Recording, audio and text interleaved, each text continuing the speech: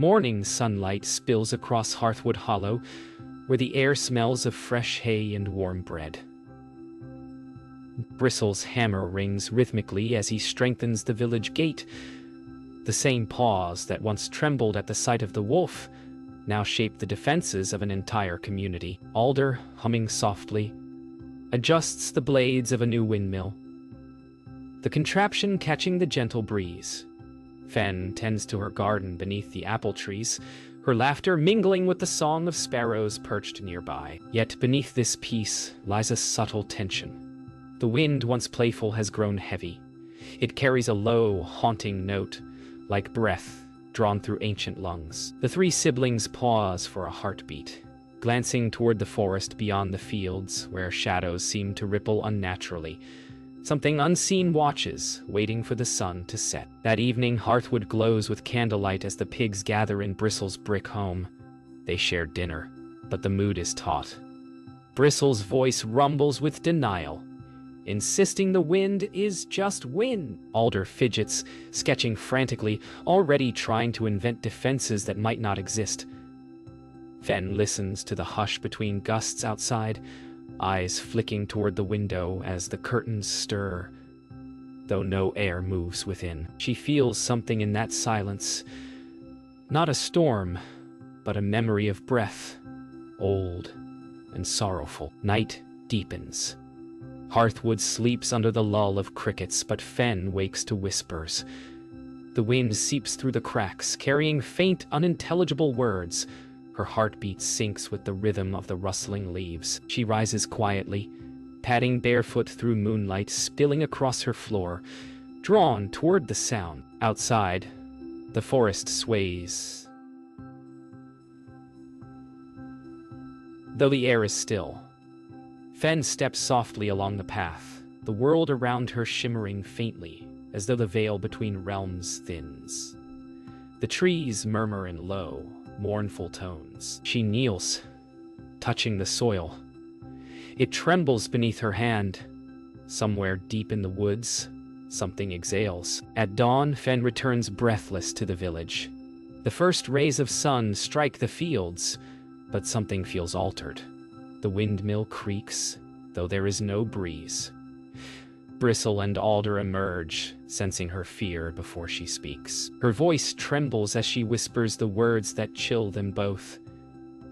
He's coming back. The dawn that follows feels brittle. The once golden fields of Hearthwood bend under a relentless, restless wind. Bristle paces along the fence line, barking orders to the villagers. His voice is sharp, unyielding, but the tremor in his hands betrays him. Alder argues, his words drowned beneath the moaning gusts, while Fen stands quietly beside the broken apple tree, her gaze fixed on the trembling horizon. They no longer speak as one. Fear is a wedge, driving them apart, and the whisper of the forest grows louder, almost pleading. The wolf is still unseen, but his presence hums beneath their skin like a storm held back by breath. Inside the old meeting hall, torches flicker wildly as Bristle pounds his hoof on the table. He insists on sealing the gates, arming every villager, building stronger walls. Alder's voice cuts through the noise. He believes defense alone will fail.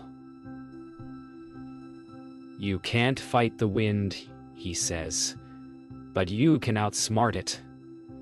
Fen stands between them, silent. The air inside feels alive, pressing against the walls, as if listening to their every word. When night falls, Alder retreats to his workshop, his mind racing faster than his tools can move. Gears, levers, and contraptions clutter the floor. He dreams of inventions that can hold back the wolf's storms, engines that spin against the wind. Yet, as he works, the shutters creak open on their own, and the wind whispers through the cracks. It carries a voice. You remember me. The sound freezes him where he stands. Where he stands. Fen finds Bristle alone by the windmill, hammer idle in his grip. The air is thick with silence. She tells him the forest spoke her name, that something beyond vengeance stirs there. He laughs bitterly, accusing her of foolish hope. But when he meets her eyes, something falters. The faint reflection of moonlight reveals fear, not mockery. The windmill creaks once, then stops completely. At midnight, the first real sign arrives. The air collapses in on itself. Torches flicker and die. A hollow roar sweeps across Hearthwood like a wave of invisible flame. From the forest comes a single thunderous breath, bending every tree. Fen rushes to the window, Alder to the door, Bristle to his forge. Their choices split them. Protect, build, believe, as the wolf's call rises, long and unbroken, shaking the stars from the sky. At dawn, the village lies bruised by wind, but unbroken. Bristle gathers what's left of their courage, his armor dusted with soot, his hammer now a weapon. Alder packs a satchel filled with maps, gears, and a lantern of blue flame. Fen leads the way toward the tree line, her voice soft but sure. Hearthwood fades behind them, a cradle of memory left in silence. The forest of whispers looms ahead, its fog glowing with otherworldly light. Each step forward hums like a heartbeat in the soil.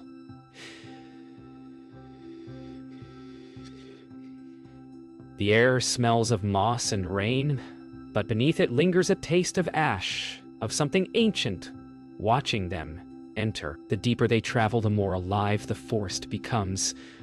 Branches whisper like voices, roots shift underfoot, and shapes move just beyond sight. Alder takes notes in his journal, muttering theories about wind currents and sound illusion.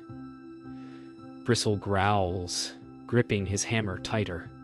Fen simply listens. She hears laughter, distant, childlike, as though the forest remembers their old story. A river crosses their path, calm, too calm. Its surface reflects the sky perfectly, like a mirror with no current. Fen kneels beside it, sensing something below. Alder dips his lantern. The light refracts and forms shapes, faces fleeting and sorrowful. Bristle kneels too, breaking the reflection with his hand. For a moment, he sees not his face, but the wolf's. Staring back, eyes of endless gold. Night descends swiftly in the forest of whispers. The trees bend closer, and strange lights hover between the trunks like floating embers. The siblings huddle near a small fire. Fen speaks of an ancient spirit, said to dwell in the heart of the woods, one who once bound predator and prey to peace. Alder listens skeptically. Bristle shakes his head, muttering that myths once saved them. But as the flames flicker, they twist into the shape of a wolf's snout, exhaling smoke. At the forest's heart, they find it. A colossal oak split by lightning but still alive. The air hums with unseen energy. Symbols glow faintly along its trunk, ancient and pulsing. Fen steps forward, feeling a tug inside her chest, the same pull she felt the night she first heard the whispers. The tree speaks in a voice older than storms. The wolf is not your enemy. He is what remains of the wind unbalanced. Bristle lowers his hammer. Alder's lantern flickers out. In the dark, all three feel the truth settle. The battle to come is not of flesh and fang, but of memory and forgiveness. Morning filters through the forest canopy, golden and alive. The great oak's whisper lingers in their minds. Bristle feels his strength return, not through stone or wall, but through the memory of why he built in the first place. To protect, not to hide. Alder studies the glowing runes, realizing that every symbol is a pattern, a design waiting to be understood. Fen kneels by the roots, hands trembling as soft light flows between her fingers. The forest responds, its wind no longer violent but rhythmic, breathing in harmony. Together they begin to understand. Their unity is the balance the wolf once broke. They camp near a silver stream where the air hums with calm. Bristle apologizes first, his voice thick with regret. He admits his fear has ruled him since the first house fell to the wolf's breath. Alder listens, silent for once before confessing his own shame. All his inventions, every gear and blade, were distractions from guilt. Fen smiles faintly, the wind tugging her hair like a friend. "We were meant to build together," she whispers.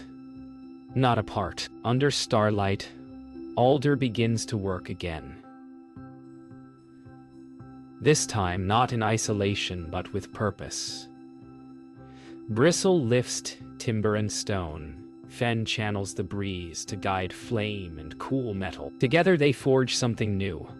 A beacon. A sigil carved with both craft and faith. The light from its core pulses in rhythm with their heartbeats. It hums softly, echoing the forest's song. For the first time, they aren't building walls. They're building hope. The beacon complete, they return to the forest clearing. The oak stirs, its branches groan like waking limbs. The light from their creation rises skyward, piercing the mist. It spreads across the canopy, washing everything in gold. The forest exhales, leaves trembling with joy.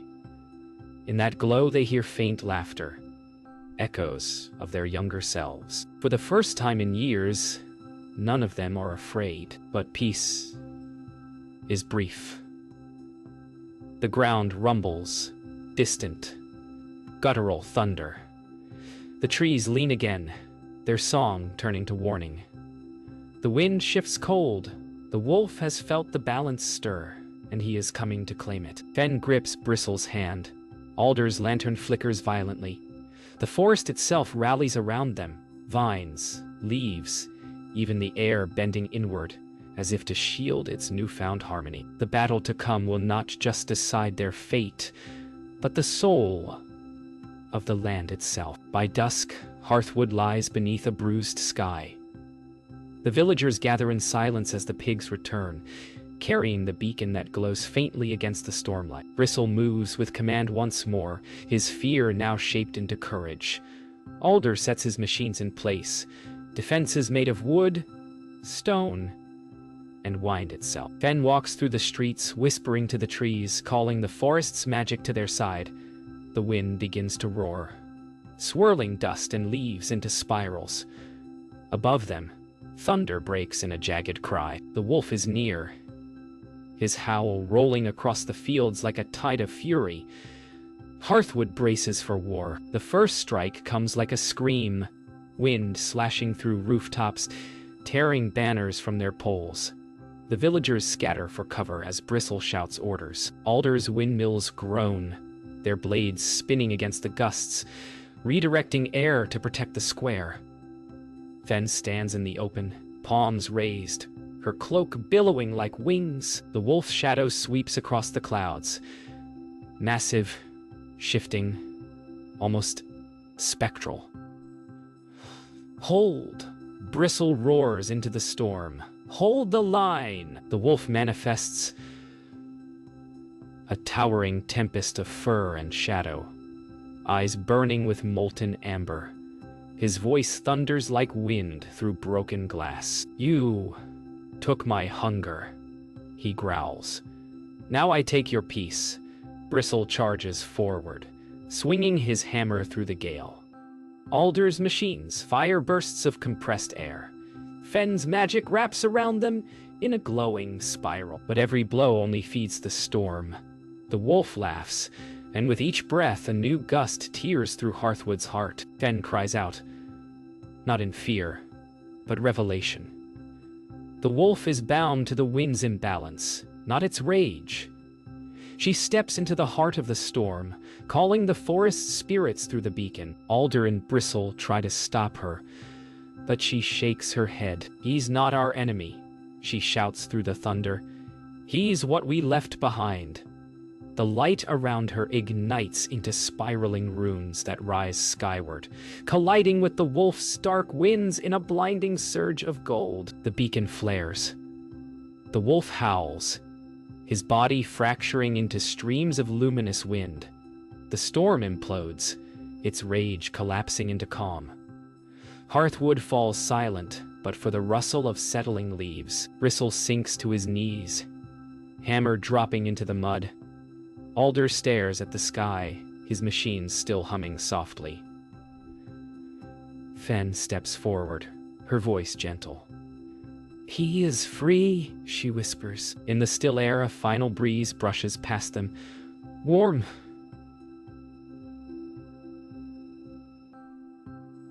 forgiving and filled with the faint echo of a sigh. Silence. The world is a hush of colorless mist and floating embers. Hearthwood is gone, not destroyed, but suspended in a dreamlike calm. Fen walks through the still air as if underwater, her every breath echoing. The storm's center has become a hollow of memory. Shapes of the past drift around her, their straw house, their laughter, their first fear. She stops when a shadow moves through the fog, the wolf, vast but no longer monstrous. His eyes are dim, his voice cracked like wind dying after the rain. "You built walls to keep me out," he says, "but you were never outside of me." Fen steps closer, her reflection rippling in the shallow pools around them. She sees not a predator, but a remnant of sorrow. The wolf speaks again, his words trembling. "I was the wind before hunger. I carried seeds. I lifted wings. But fear made me hunger, and hunger made me storm." His eyes flicker between gold and gray. Fen reaches out, her hand trembling. "Then let's bring you back to what you were." Meanwhile, Bristle and Alder awaken at the edge of the stillness. They see Fen within the mist and the wolf towering before her. Bristle starts forward, shouting, but Alder holds him back. "She isn't fighting," he says softly. "She's listening." For the first time, Bristle understands. His hammer, his walls, his anger, all had been noise against the quiet truth. He lowers his weapon and bows his head. "Then we listen too," he murmurs. Together they kneel as the wind begins to hum, low and steady, like a heartbeat being restored. The wolf closes his eyes. His voice becomes a sigh that ripples through the world. The balance remembers.